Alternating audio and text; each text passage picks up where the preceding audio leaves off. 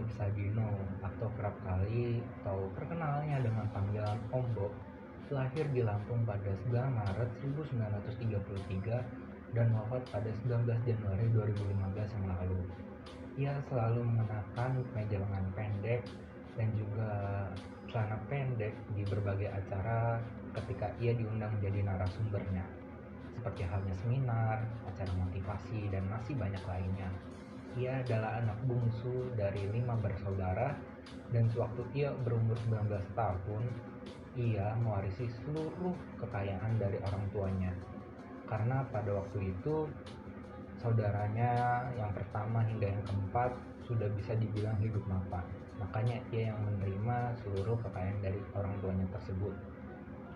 Dan sewaktu telah menerima warisan tersebut, ia menghabiskan hampir seluruh dari kekayaan orang tuanya itu untuk berkeliling dunia, hingga pada akhirnya ia sempat stay atau tinggal di Belanda selama 9 tahun, bekerja di Jakarta Lilot, dan di sana ia bertemu dengan pasangan hidupnya yaitu Sulamis Lucu. Pada tahun 1967, Bob dan keluarganya kembali ke Indonesia. Ia membawa serta 2 Mercedes miliknya buatan tahun 1960-an. Salah satunya ia jual untuk membeli sebidang tanah di daerah Kemang, Jakarta Selatan, sementara yang lainnya tetap ia simpan. Setelah lama tinggal dan hidup di Indonesia, ia memutuskan untuk keluar dari pekerjaannya karena memiliki tekad untuk bekerja secara mandiri. Pekerjaan pertama yang dilakoninya setelah keluar dari pekerjaan adalah menyewakan Mercedes miliknya sendiri. Ia sendiri yang menjadi supirnya. Namun sayang, suatu ketika ia mendapat kecelakaan yang mengakibatkan mobilnya rusak parah. Karena tak punya uang untuk memperbaikinya, akhirnya Bob beralih pekerjaan menjadi tukang batu. Gajinya ketika itu hanya Rp100. Ia pun mengalami depresi akibat tekanan hidup yang dialaminya. Suatu hari, temannya menyarankan Bob memelihara ayam untuk melawan depresi yang dialaminya. Bob tertarik. Ketika berternak ayam itulah muncul inspirasi berwirausaha. Bob memperhatikan kehidupan ayam-ayam ternaknya. Ia mendapatkan ilham ayam saja bisa berjuang untuk bertahan hidup. Tentu manusia pun juga bisa. Sebagai peternak ayam, Bob dan istrinya setiap hari menjual beberapa kilogram telur. Dalam tempo 1,5 tahun, ia dan istrinya memiliki banyak langganan, terutama orang asing, karena mereka fasih dalam berbahasa Inggris. Bob dan istrinya tinggal di kawasan Kemang, Jakarta, di mana terdapat banyak sekali orang asing yang menetap di sana.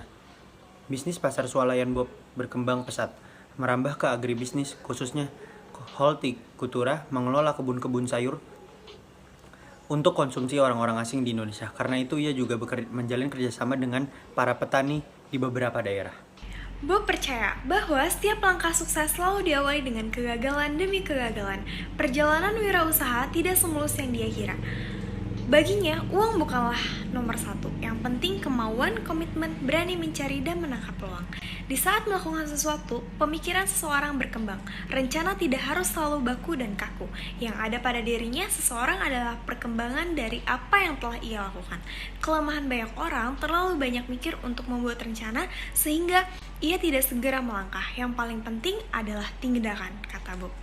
Catatan awal tahun 1985 menyebutkan rata-rata per bulan penghasilan Bob menjual 40-50 ton daging segar, 60-70 ton daging olahan, dan 100 ton sayuran segar. Semasa hidupnya dan setiap kesuksesan yang dia raih, Om Bob memiliki nilai-nilai kehidupan dan prinsip kerja yang tangguh sehingga mengangkat namanya dan bisnisnya juga. Sebagai entrepreneur sejati, dia memiliki gaya yang nyentrik dengan pola pikir unik dan cenderung keluar dari landasan teori maupun buku teks ekonomi.